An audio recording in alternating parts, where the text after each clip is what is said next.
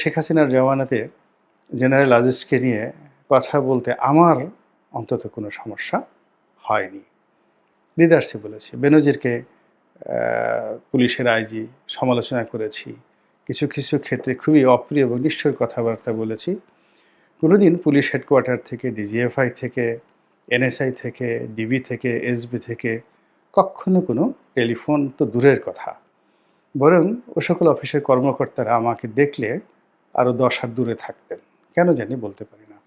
কিন্তু এখনও ওখান থেকে কোনো কথাবার্তা হচ্ছে না। কিন্তু যে দেশে প্রধান বিচারপতিকে পালিয়ে যেতে হয়, অ্যাপিলেট ডিভিশনের বিচারপতিদেরকে পদত্যাগ করতে হয়, যে দেশে একেবারে এজলাসে বসা অবস্থায় হাইকোর্টের একজন বিচারপতিকে হুকুম দিয়ে, নির্দেশ দিয়ে নামিয়ে দেয়া হয় বা নেমে যেতে বলা হয়, তারপর আবার তার শরীরকে লক্ষ্য করে সেখানে ডিম ছুঁড়ে মারা হয়। তো এবং এরপর আরও অনেক কিছু, আরও অনেক কিছু।